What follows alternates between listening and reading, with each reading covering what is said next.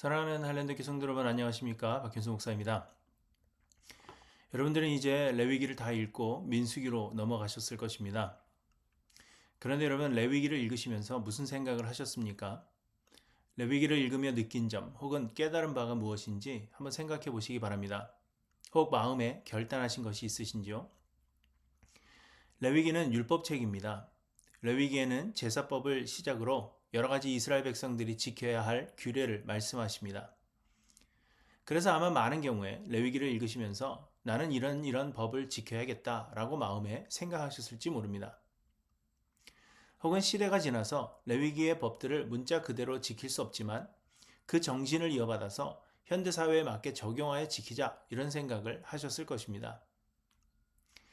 그렇지만 사실 레위기에서 말씀하시는 율법을 지킨다는 것이 전혀 불가능해 보입니다. 현대사회에 맞게 적용한다고 해도 마찬가지입니다. 그래서 또 어떤 분들은 율법은 예수 그리스도가 오시기 전의 일이니 지금은 지키지 않아도 돼 이렇게 생각하며 스스로를 정당화하실 것입니다.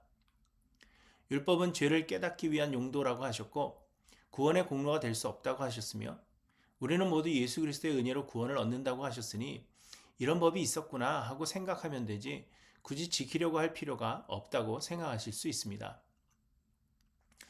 그렇지만 또 예수님은 율법을 폐하러 오신 것이 아니라 완성하시기 위해 오셨다고 하셨으니 구약 시대의 것이라고 해서 무시할 수만은 없다는 것에 동의하실 것입니다. 그러면 과연 우리는 구약의 율법을 어떻게 대해야 하는 것일까요? 레위기에는 여러 규율들을 하나님께서 말씀하시는데 특별히 25장에는 안식년과 희년에 대하여 말씀하시고 이 법은 현대에 적용하기에 너무나도 힘든 법이 아닐 수 없습니다. 그래서 기껏해야 목사님들이나 대학 교수들이 7년에 한 번 안식년을 가지는 것에 근거로만 사용될 뿐입니다. 안식년의 규례는 간단합니다. 안식년의 규례는 7년에 한 번씩 땅을 쉬게 하는 것입니다. 6년 동안 밭에 파종하거나 포도원을 가꾸어 소산을 거두었다면 일곱째 해에는 그 땅이 쉬게 하라는 것입니다. 인간의 욕심은 끝이 없습니다. 그래서 항상 더 많은 것을 얻으려고 힘씁니다. 그런데 그러다 보니 하나님께서 창조하신 세상이 고통을 당합니다. 요즘 자원이 고갈되어 간다느니 오존층이 파괴되어 간다느니 그런 말들이 많지 않습니까? 사실은 인간의 끊임없는 욕심에서 비롯된 것들이라고 할 것입니다. 그래서 하나님은 7년에 한 번씩 땅을 쉬게 하신 것입니다. 그러면서 사람은 사람의 노력으로 사는 것이 아니라 하나님의 은혜로 사는 것이요. 모든 것의 공급자는 하나님이심을 알게 하시는 것입니다. 희년은 안식년을 7번 지낸 그 다음에 곧 50년에 한 번씩 돌아오는데 이는 모든 것을 처음으로 되돌리는 해입니다. 물론 땅도 쉼을 얻지만 땅을 산 사람은 원래의 주인에게 돌려주고 누군가의 종이 된 사람도 자기의 가족에게로 돌아가는 해입니다. 이는 우리가 가진 모든 것들이 우리의 것이 아닌 하나님의 것임을 기억하게 하시고 또한 이웃사랑을 실천하게 하시는 것입니다. 우리가 누군가에게서 땅을 산다면 1년 안에 다시 물을 수가 있고 또 친척 중에 다른 사람이 대신 땅을 사줄 수 있으며 이도저도 아닌 경우 희년이 되면 값없이 모두 돌려주도록 하셨습니다. 누군가를 종으로 샀을 때에도 마찬가지입니다. 이스라엘 백성들의 땅은 하나님께서 골고루 나누어 주신 것이었습니다. 이스라엘 백성들이 가나안 땅에 들어왔을 때 하나님께서 골고루 나누어 주어 농사하든지 혹은 목축을 하여 먹고 살게 하신 것입니다. 결국 땅은 하나님의 것으로 하나님께서 빌려주신 것이나 마찬가지입니다. 그런데 당시 땅을 팔아야 하는 경우에는 경제적으로 어려움이 있을 경우였습니다. 경작을 해도 소출이 없고 빚이 많은 경우에 땅을 팔 수밖에 없었던 것입니다. 이때에 누군가가 땅을 사주는 것은 땅을 사서 투기하려는 목적이 아니라 사실 경제적 도움을 주도록 하신 것이었습니다. 그러다가 희년이 되면 다시 땅을 돌려주도록 하신 것입니다. 누군가의 종이 되는 것도 마찬가지입니다. 희년의 규례는 종이 되더라도 형제요 자녀임을 잊지 않게 하시는 것이었습니다. 그러므로 안식년의 규례나 희년의 규례를 대하면서 우리가 얻어야 할 교훈이라면 욕심을 내지 말 것, 모든 것이 하나님의 은혜임을 알고 감사할 것, 이웃을 사랑하고 도울 것, 아무것도 내 것이라고 고집하지 말 것 등등입니다. 요즘 경제가 어려워지면서 세상 재물을 모으는 일에 사람들은 더 열중하지만 세상 이익을 목적으로 살지 않고 그리스도의 사랑을 나누고 전하는 것을 우리의 사명으로 알아야 한다는 것입니다. 그렇지만 여러분, 또 우리가 기억해야 할 것은 그것이 우리의 힘으로는 절대로 되지 않는다는 것입니다. 구약 시대에 지키지 못했던 것을 지금이라고 해서 우리가 지킬 수 있는 것은 결코 아닙니다.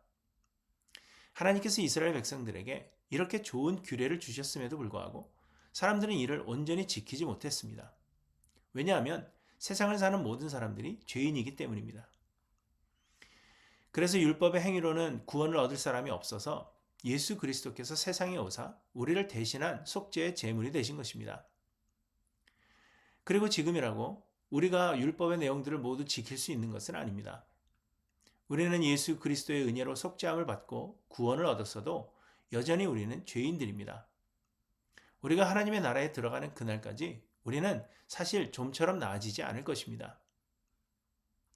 여러분, 우리가 예수를 믿는다고 해서 내가 좋아지지 않습니다. 우리는 하늘나라에 가는 그날에 역시 은혜로 완전해지는 것입니다.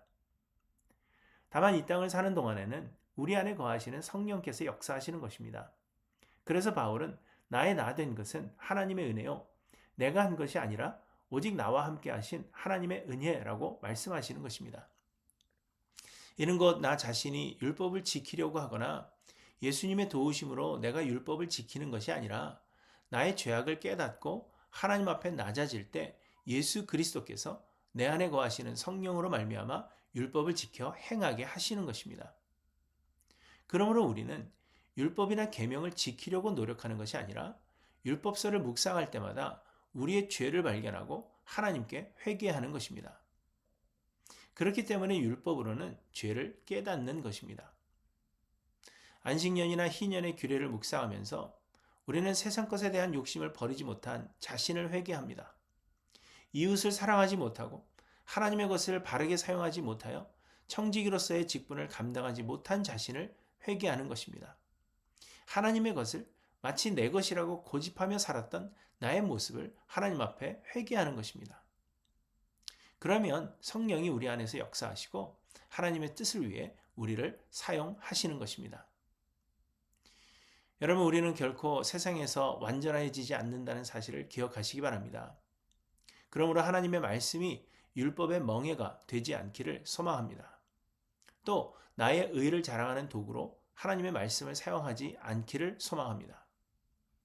하나님의 말씀이 항상 나의 죄악을 발견하게 하고 그래서 겸손히 하나님의 위엄 앞에 엎드리게 하여 은혜를 간구하게 하는 인도자가 되기를 간절히 소망합니다.